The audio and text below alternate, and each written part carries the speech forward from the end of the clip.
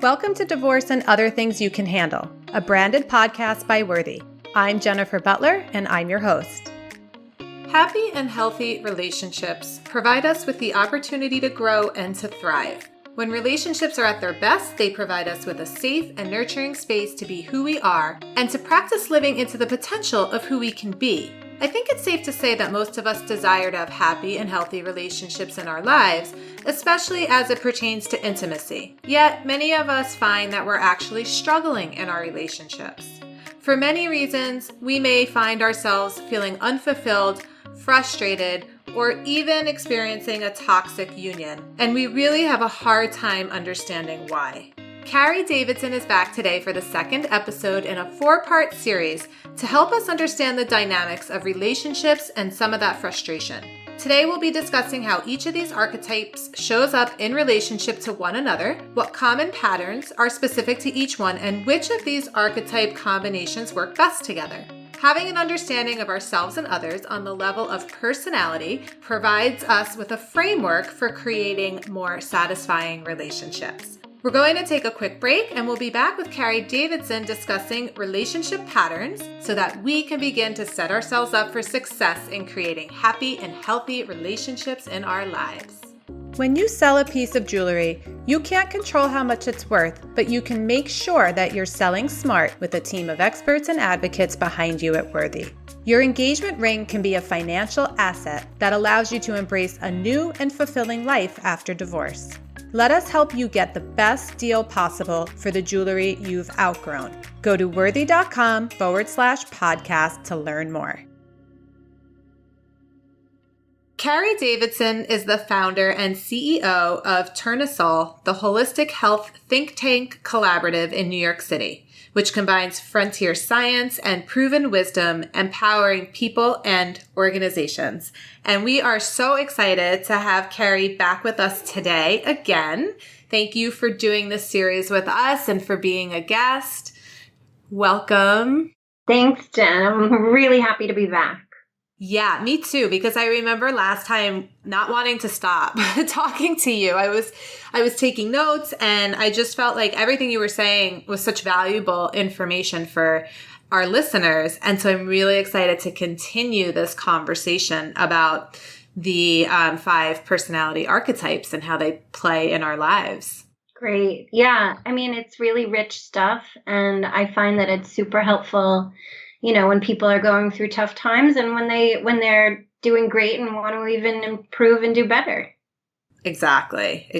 So I thought, even though we went through all the archetypes last time in such great detail and depth, I just thought we could still just start out with you giving a brief synopsis of each one, just for anyone who hasn't heard that podcast yet or just needs a quick little refresher. Yeah, you got it. So these 5 elements, they come from Chinese medicine, and they are the 5 different ways that people interact with their world. And according to Chinese medicine philosophy, we each have all 5 in us. And we need all of these 5 in order to engage and to learn and to grow in the world and within our relationships. But we all have one primary that is our kind of North Star or a guiding force in our lives. So these 5 are fire, earth, metal, water, and wood. So the wood person, the person whose primary energy is wood, they are brave leaders. They love challenges.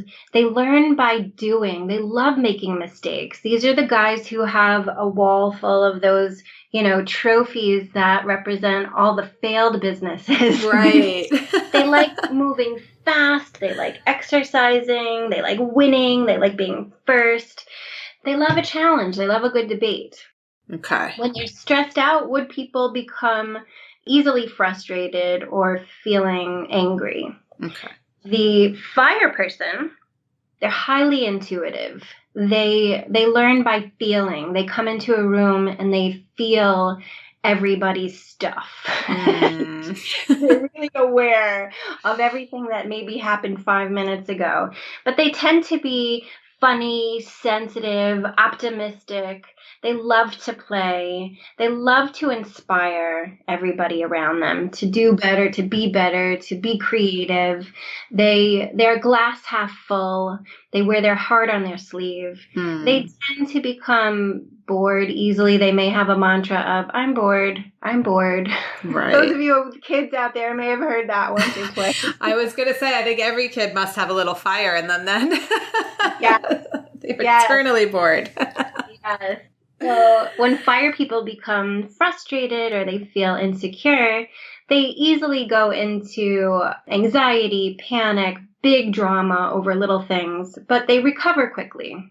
Okay. They don't like to stay in sad very long. Okay. Then we have earth people. People who are primarily earth are very generous and kind and considerate.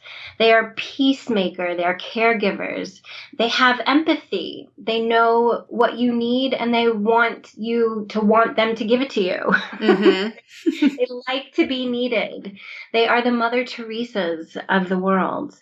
They love relationships. They love communication and conversation. They love to share and live in harmony.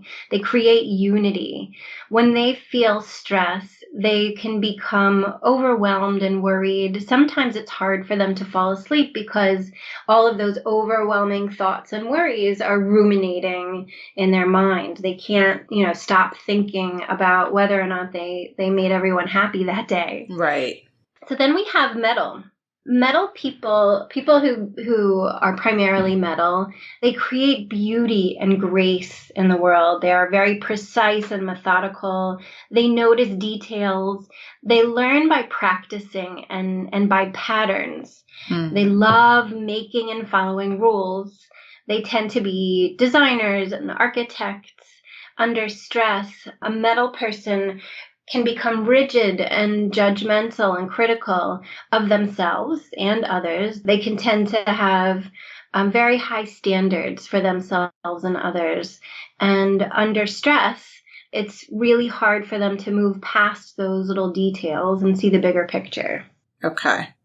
So then we have water.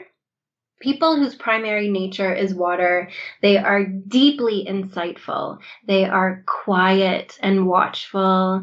They are good listeners. They're amazing problem solvers. They don't get caught up in a whole bunch of people's problems and drama and emotions and fears. And they just kind of, they're observant and philosophical and poetic. They're writers and dreamers. They love fantasy. They like being alone. And when they get stressed, they over-isolate. So they don't want to talk about their problems. They want to be alone. They want to evaluate in their own mind and figure it out alone and then move on. So they run the risk of potentially going into feeling depressed because they spend so much time isolated and alone. So those are the 5. Okay. I'm listening to this for the second time, and what I am loving and appreciating so much is just how this framework really gives us the opportunity to really honor each individual's unique way of being in the world. Yeah. Yeah, it's just so beautiful to be able to look at people in this way and understand in this way. Yeah. Oh, so I'm fire. Oh, gosh. And I remember growing up, I was embarrassed about being so silly, but I couldn't turn it off. I couldn't not be the optimist. I couldn't not want to tell a joke, but my fire wasn't always appreciated. Right. So it made me really quiet my fire for years. And you're right. I mean, this, if you look at it from this perspective of oh my God, look at all these amazing gifts we have, that to share and to enjoy from all these people who are in the world with us. It's such a beautiful way to experience life. Yeah, and that's so interesting because I'm Earth and same experience as a child.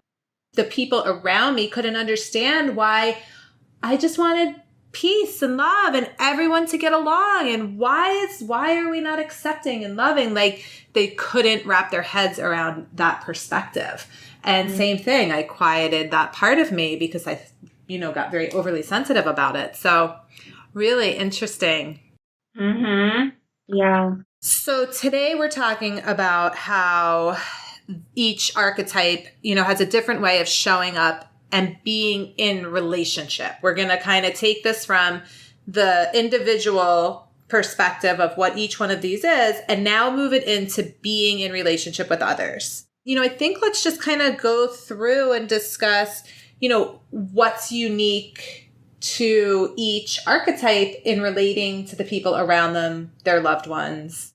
Yeah, so it's super interesting. We kind of touched on it a little bit with like, we know our stuff, right? Like you know about peacemaking and I know about telling a joke sometimes. Right.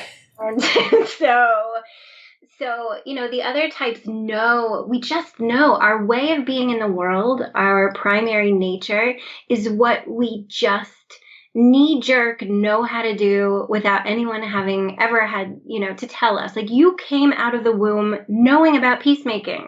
Right. Nobody else, none of the other 5 types is like that.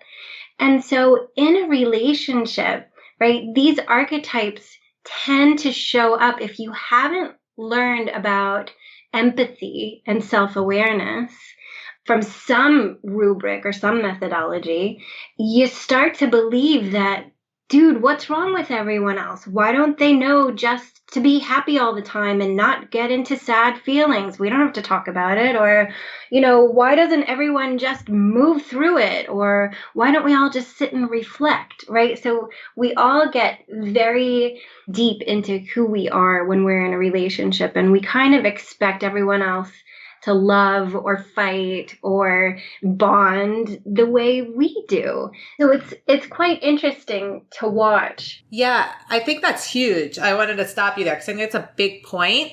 I think that sometimes, subconsciously, we really do expect that others are the same as us. If I'm a truth teller, well, then if I'm not really being conscious and present to the thought, I'm expecting everyone around me is telling the truth. Mm-hmm. I just think that's a huge point because I'm not sure everyone really kind of touches in on that. And when you do, it's like, wow, like everyone's not like me. Yeah, exactly. So showing up in a relationship, it's very interesting because I show up the way I think I show up from my perspective, but each of the other 4 types sees me a very different way. So when I go and I speak to a group like of attorneys or accountants, I quiet my fire a lot because I know the group that I'm speaking to are mainly metal people. It's probably some wood people, but they don't appreciate jokes. They learn by practice and precision, and they want to know the right way. They don't care that I'm connecting with them or that I want to be friends. They want that, just give me the facts and tell me how to implement it and how long it'll take. And so I need to honor that, or else I'm going to show up to this relationship making them feel uncomfortable.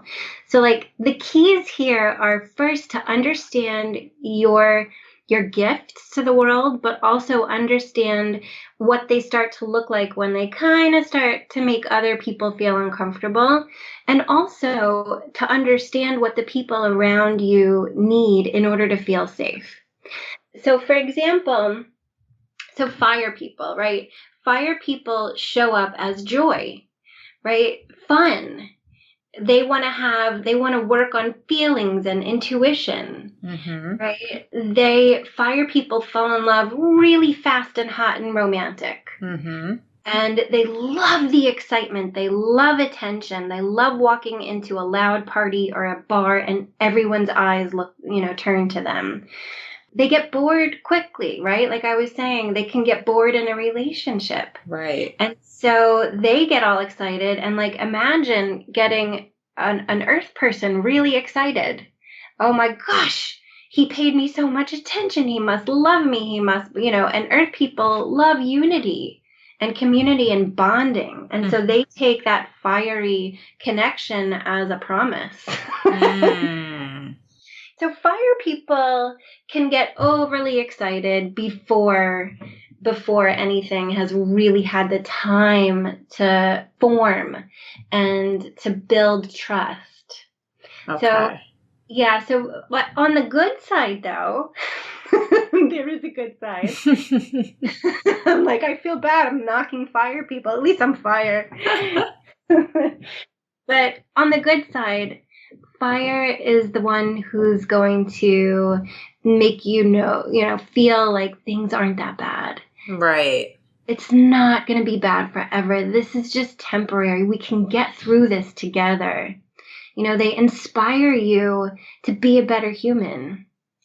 They make everyone feel welcome in your house. They make everyone have a good time when you're having a party, right? They love they bring excitement to every moment. Right. And that's kind of a basic fire in a relationship. But so if a fire, so I know you referenced the fire and the way they are in a relationship, and then, how that would come across to an earth, that's going to be different than how it's going to come across, let's say, to a water, right? Or a metal person, right? So there's so many, so for example, a metal person thinks fire's way too silly, which is why I could not be too fiery when I'm teaching a group of accountants. Right. Okay. They won't take me seriously. They're like, what does she have to offer? She's not serious. Right. And water thinks, fire could be too gullible. We believe everything. We don't take the time to sit and evaluate. Right. Water is all about asking good questions and being skeptical. Okay. And wood thinks we're just too flighty sometimes. Right. We don't just kind of move ahead. It's enough. Stop being so silly. Right. Okay. Yeah. Okay. So that makes sense. Okay. So that's fire. Yeah. So you want to go to Earth? Yeah. Let's go to Earth. Because then we can bag on Earth since I'm Earth. Oh, man. So Earth energy in a relationship is collaborative and empathetic and caring. And they want to create togetherness and unity. They want everyone to do group activities, and they want to invite everyone to their house for Thanksgiving. Mm-hmm. They love to cook for everyone. They love to know what everyone needs and meet everyone's needs. In a relationship, sometimes Earth can become too addicted to the relationship and too over-pleasing, right? So that when things go bad and things need to be evaluated or conflict arises, Earth just wants to avoid conflict and keep pleasing you and keep taking care of your needs. And that's not always the most healthy thing for a relationship. They have the capacity to get stuck, right? So they're the opposite of wood that's constantly moving through something. Mm-hmm. They just become inert.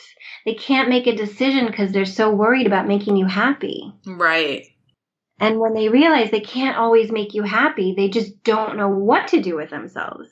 That's interesting. So as you're saying this, so then I'm thinking the narcissist sort of empath dynamic, right? That seems to sort of fit together like this two little perfect pieces of a puzzle. Yeah. Is that an earth and a fire? Well, it's more earth wood. Ah, okay. Earth fire is more like what I was mentioning before, where fiery people are just out for a good night. And Earth thinks it's going to be the forever relationship. Right. It's almost like Earth gets scorched by fire. Right. So, but for anyone listening who sort of is going through and experiencing any sort of, narcissistic dynamic or person in their relationship, quite possibly they're an earth. Yes. Okay. Yeah. I mean, I've had some clients where there is that wood-earth combination and where earth gets kind of trampled over. Yeah. Because they feel like it's bad to have needs. Right. Right? They can't have any needs. It's not nice. Mm-hmm. So if they stand up for themselves, they are, in essence, going totally against their nature, right. which is all about taking care of everyone else. Yeah, that makes sense. yeah, it's this really difficult challenge where, they crave and they create such beautiful unity and they take care of everyone around them. Why would anyone ever wanna leave or be mean? Right. Yeah. Okay. That makes sense. Okay. So who are we going to next? So next we have metal. So in a relationship, metal people are orderly, consistent. They create rhythm and organization. They're all about the design and logic, and kind of like pointing out how we're different and how cool that is, and also practical. And they're about the sacred. Like let's go to synagogue or church every week. They're about grace in a relationship. They like everything to be organized well and done right. They want their wedding to be perfect. Right. They want you to show up on time and they want you to be chivalrous. They believe in the rules, right? Weren't there like the dating rules books? Right. Yes. Right now, I remember, but I know like after I got divorced, I think I should have bought stock in like every dating rule book. Right. But yeah, they like the rules. I bought the books because I thought I needed the rules, but then like I don't think I ever followed one. But that's fire for you. Right. So yeah, they like things to be, their houses are really neat and organized.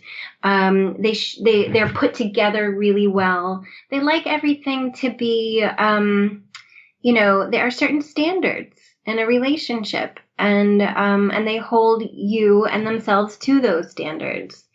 A fire person can think that, oh, that's just not fun. Uh-huh. Oh, it's just too rulesy, and a wood person can think it's way too confining because wood likes their freedom. And to have to show up for dinner at 6 or else I'm out of your life. Right. So in stress, what happens with a metal person is they get too stuck on the rules of the relationship that they can't see. It's almost like they'd rather be right than be married. That's kind of what happens with metal people. It's like, in an argument, they need to win. But again, this is just stress metal. Right. In their strength, they bring quite like beauty and they elevate, the relationship to something much more valuable. And they create customs, and they just make a beautiful home. And they're very respectful of you and everyone else in the house, and They demand respect. So yeah, so that's metal. Okay. And then we've got wood. Well, next is water. Water. So water people in a relationship, they take things slowly. So if fire jumps right in for a one night stand, which I never did ever, water is like perfectly slow. Let's get to know her. They're kind of mysterious. It's like the guy in the movies that hides in the back and he's wearing a black t-shirt and he's got his hair greased back and a pack of cigarettes rolled up in like the James Dean. Yeah. Yep. They're kind of mysterious. They like to be alone. They don't go to the parties. They're these, idealistic dreamers. They like peaceful relationships. They like to spend the evenings at home with you, not go out and over socialize. They're just not into that. They want to know that they really mean something to you. They want to know that you love them, but they want to know why. Fire is just like, oh, I love you, because they feel it. And water is like, well, give me 10 reasons why. Right. Yeah, so water in a relationship, when they become stressed, is frustrating because, they can disappear. Not necessarily like physically disappear, but like into their minds. They'll stop talking. they don't find the value in communicating. So they're kind of the opposite of Earth in that way, where Earth, like when you want to talk it out, you probably want to call all 10 of your friends and get their opinions and talk it out and, like explore and have a conversation about it.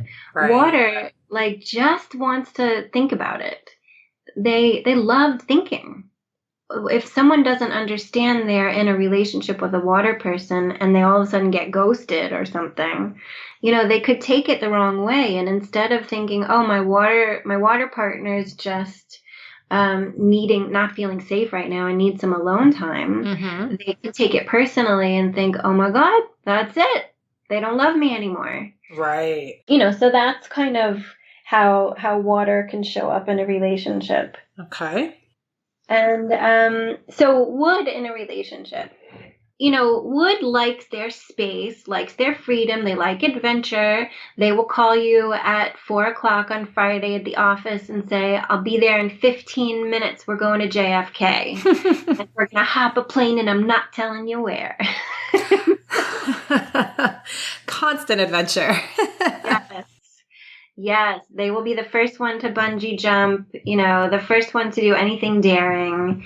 They like to win, and they sometimes like to win you, right? So they can become they're like the peacock with all the feathers. Right. Awesome, you want to be with me.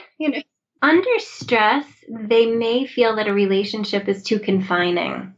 So they will struggle to make their own space and their own time and have time to go out with their friends and buddies and not feel confined to the rules that you set, for the relationship. So in metal, they can be frustrated if their metal spouse is like, honey, I told you that dinner started at 6:03. Right.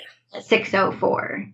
Right. And that's an example of both of them in stressed mindset. I just want to reiterate that all of these less desirable qualities are not people in their strength, that we all kind of, have the ability to express these stress states when we're not having our needs met, when we feel like crap, when we aren't getting good sleep or eating good food or exercising or having any fun or pausing to take a breath once in a while.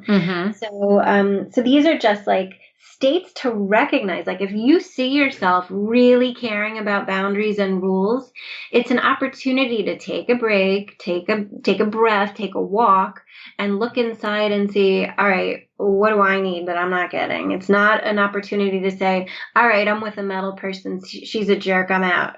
Right. Makes sense. Yeah.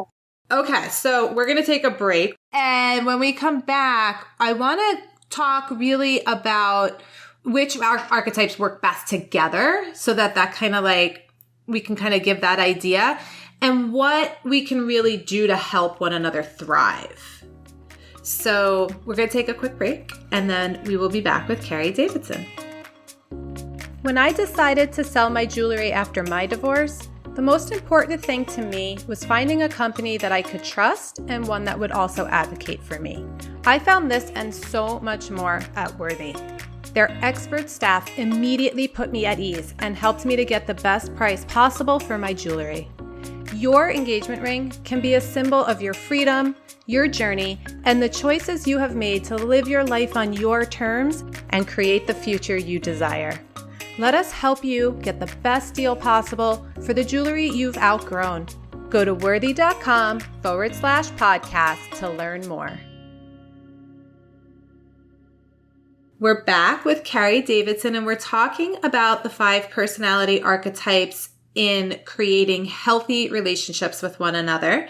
And we have been talking about how each archetype shows up when they're in relationship, how they relate to others. And what we're going to talk about now really is which work best together and how, when in relationship, each can help one another to thrive and be their best self. I love that. You ready? Yeah, I'm ready. Okay. Take it away. Okay. So basically, on a really heroic grand scale, the truth is any combination can work. Okay.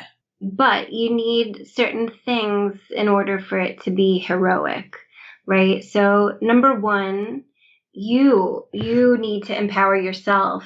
We, like me, the human who I'm talking to, Mm-hmm. we need to do the work on ourselves. And I mean, this is like consistent throughout psychotherapy and like, all these self-help modalities. It's all about like, well, am I ready to be in a relationship? Right. So specifically through the 5 elements methodology, how do you prepare yourself? Number one is self-awareness, self-consciousness, recognizing when you're in your strength states, when you're able to give your best, Mm-hmm. and recognizing when you're in your stress states, when you're not at your best. And knowing that when you're not at your best, it's not a time to fall in love. It's not a time to problem solve. It's not a time, to go in and figure out who did what wrong. It's not. It's a time to self-reflect, and then also to self-regulate, to know what you need to bring yourself back to your strong state so you can be in a position to fall in love. Right.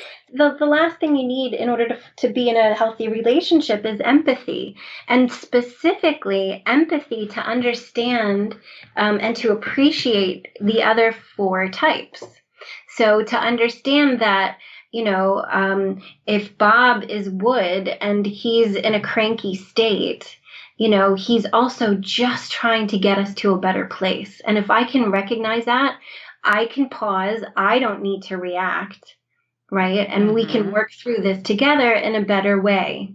So as far as like pairing up, there are certainly ones that support each other more and some that challenge each other more. So for example, for fire, wood and earth are very supportive. These are nurturing forces. They feel good together. They don't rub each other the wrong way as soon as you walk in a room. Right. Some do. With earth, fire and metal are nurturing. And with metal, earth and water are nurturing. And with water, metal and wood are nurturing. And with wood, water and fire are nurturing.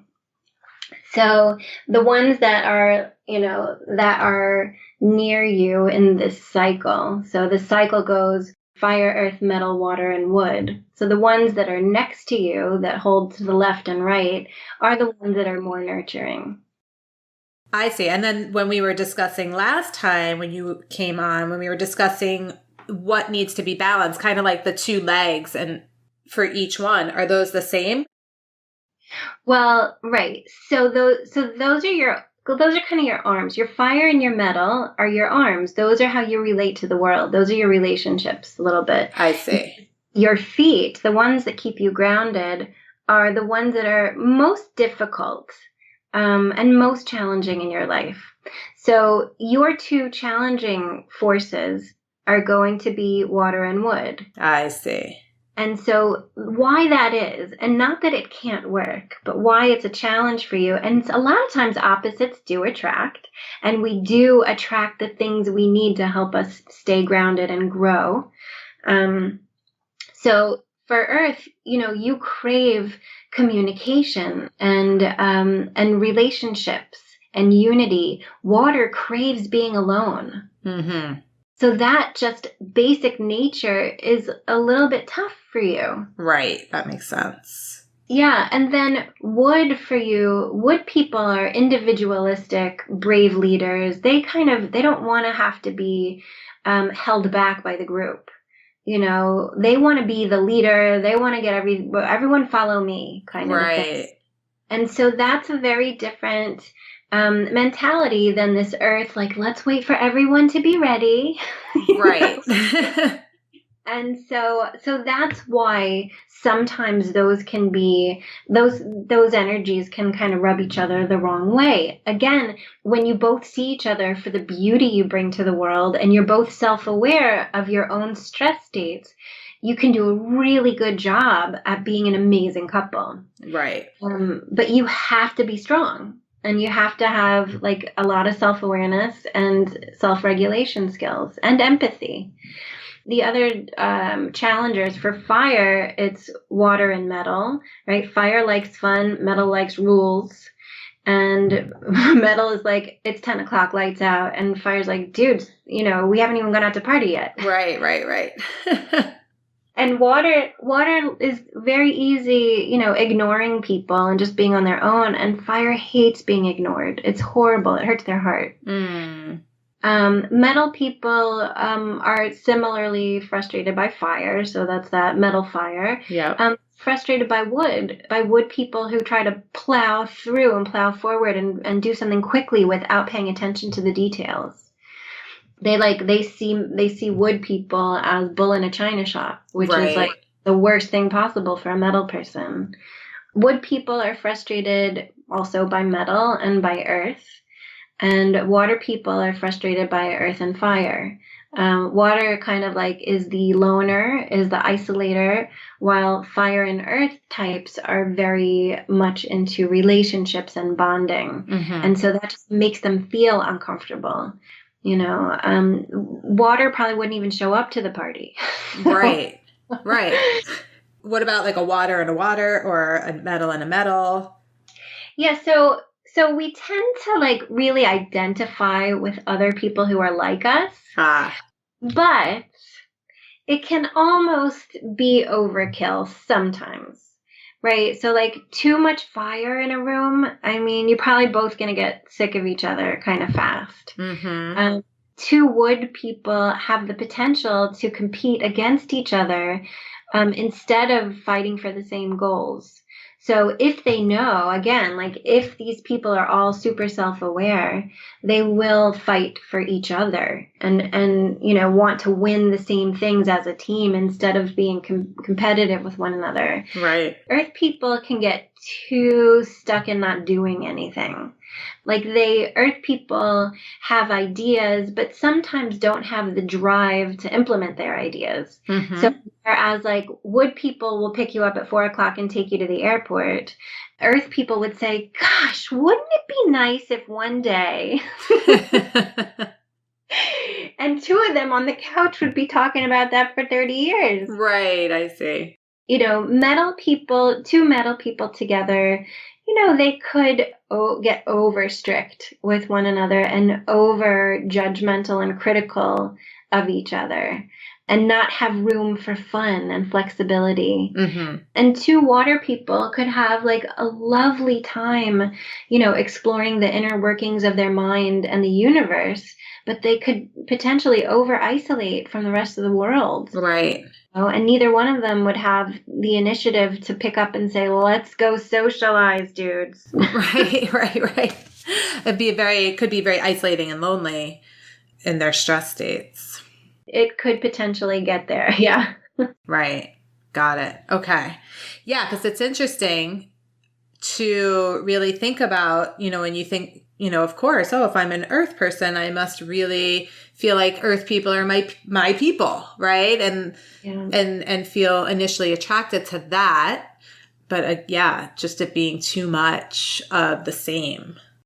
Yeah, but you might find, like when I think back to my long-term friendships and like my childhood friendships, the ones that were easier and lovelier and stuck really well were the ones with my fire friends. It may not be everyone, but you're more likely to be friends with people who are your nature or your nurturers. So for you, it would be like fire and metal. Oh, that's interesting. Yep. All my best friends are earth for sure. Yeah. Isn't it right? It's interesting, but if you think about it, could you marry an earth person? I mean, you have to, that's like, everyone's going to be in a different space with that. But right. I know personally, I love my fire friends. I don't know if I could handle it 24/7, Right. Yeah. This just gives everyone listening just a new way to really look at the relationships you have in your life, the relationships that you've had, if you've gone through a divorce, if you're in the middle of any sort of divorce, court battle, or, anything happening, and dating, just a different perspective of how to not only look at yourself, but the person that's across from you and how you're relating to one another. Mm-hmm. And yeah, possibly there can be some shift here because of that, because of just really understanding this. Yeah, I know that when I look back, I feel like there were certainly places where this information would have made such a difference because I reacted, right? My fire reacted to metal rules, and my fire reacted to being ignored. Or at least that was my perspective as a fire person who wasn't feeling secure and safe. Right. And so the truth is there's beauty and importance and grace in those rules. And those rules are super important so that we all live a consistent life, that we know what to expect. Mm-hmm. It can't always just be goofy and fun. Right. Right. And for the person who ignores the fire person, well, maybe I was talking too much. Right. Or maybe it was like their polite way of saying, let's pause here for a minute. Maybe I was too overbearing in my excited happiness. And now at least I have more understanding about how I come across and what I contribute to either a beautiful experience or a conflict. And I can see others as the same. Yeah. And what I love about this is it really shifts the way you're being introspective. I think sometimes we get really caught up in being introspective and then beating ourselves up about it. Like, oh, what's wrong? Either, what's wrong with me, or why do I behave this way? Kind of making it like, there's some sort of, something bad about us. Mm-hmm. And then also that reactive, well, I shouldn't have to change, right? I shouldn't have to be someone different, for somebody else. It's kind of removes all of that sort of ego around it and puts it in this perspective of, this is really just the way that we are sort of created and came in and are and interact with one another. And it's not fault or blame or anything like that, if that makes sense. Totally does. So I had a client once who said to me, well, you're telling me I have to change. I can't be who I am. Right. And I said, well, no, not at all. I'm saying, recognize what your strengths are. Like, what do you look like what do you give to the world and to a relationship when you feel secure? And you feeling secure is also, taking into account the needs of the people around you. Now that's heroic. Right. I don't have to be the total class clown. I can still be optimistic. Right. Right. And when I'm optimistic, I can gently take care of my own needs and everyone else in the room. Right. Absolutely. Yeah. No, I love that. I think that this way of understanding things is really, it empowers people in that way. So I love this. Again, I never ever want to stop talking to you, but I think our time is come to end. Is there anything else that you want to share that we might have missed, or? Oh my gosh, Jen, it's endless. I know. I think you'd kill me, so I'm going to stop. Well, the good news is you'll be back. So, okay. Well, thank you again for being here, for sharing this with us. I think that our listeners for sure can take so much of this. I almost feel like listen to this a few times and take notes. I have, and it's really helped me to relate with the people around me, my friends, as I'm dating, all of it, just with a different perspective, a different understanding. So thank you. Oh, thank you. Thank you for having me. Absolutely. We'll be back. We'll see everybody soon. Make sure you subscribe so you can catch every new episode of Divorce and Other Things You Can Handle in your weekly feed. If you like what you hear, rate and review us to help other women like you find us. This podcast is for you, so email us at podcast@worthy.com with any questions or ideas that you may have. We look forward to hearing from you.